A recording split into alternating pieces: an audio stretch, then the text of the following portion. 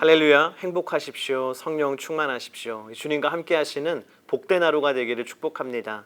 오늘 함께 나눌 말씀은 에스더 2장 22절의 말씀입니다. 그러나 모르드게가 그 음모를 듣고 에스더 왕비에게 말하자 에스더가 왕에게 모르드게의 이름으로 이 음모를 전했습니다.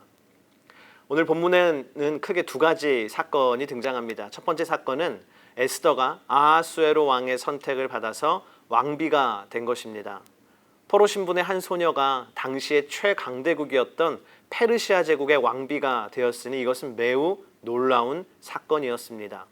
아하수에로 왕은 귀족들과 신하들을 초대해서 큰 잔치를 베풀었습니다. 아마 당시에 신문이 있었다면 일면에 우리의 새로운 왕비 에스더라고 대서특필되었을 것입니다. 두 번째 사건은요, 에스더의 삼촌인 모르드게의 일입니다.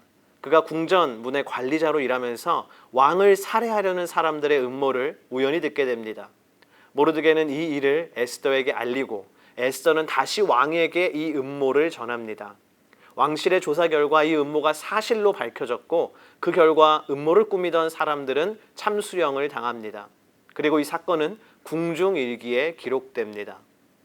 그런데요, 거기까지였습니다.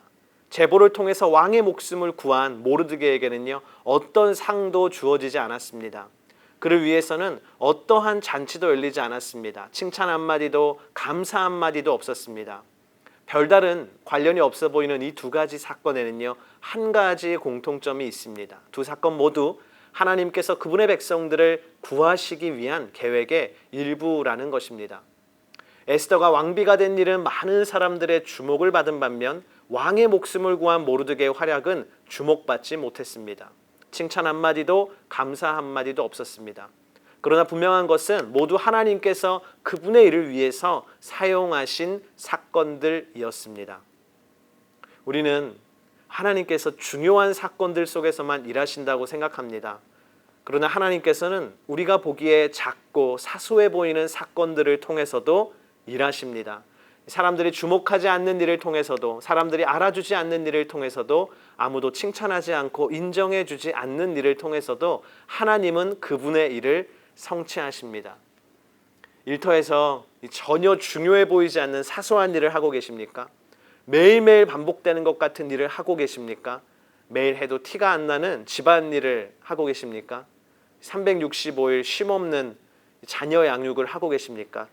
사람이 알아주지 않을지라도 하나님께서는 당신의 수고를 통해서 일하고 계십니다. 그러므로 결과는 하나님께 맡기시고 오늘 내가 해야 할 일을 하십시오.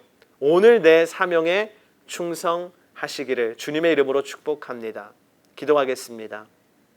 하나님, 때로는 우리가 하는 일들이 다른 사람이 주목하지 않고 중요해 보이지도 않고 사람들이 칭찬하는 일이 아닐지라도 하나님 매일매일 우리에게 맡겨주신 그 일들을 통해 주님은 일하고 계신 줄을 믿습니다.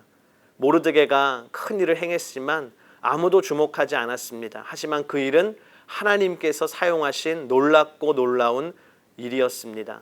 하나님, 오늘 우리도 모르드게와 같이 매일매일 나의 사명에 충성하게 하시고 그 충성된 하루하루를 통해서 주님의 나라가 임하게 하여 주시옵소서. 살아계신 예수님의 이름으로 기도합니다. 아멘.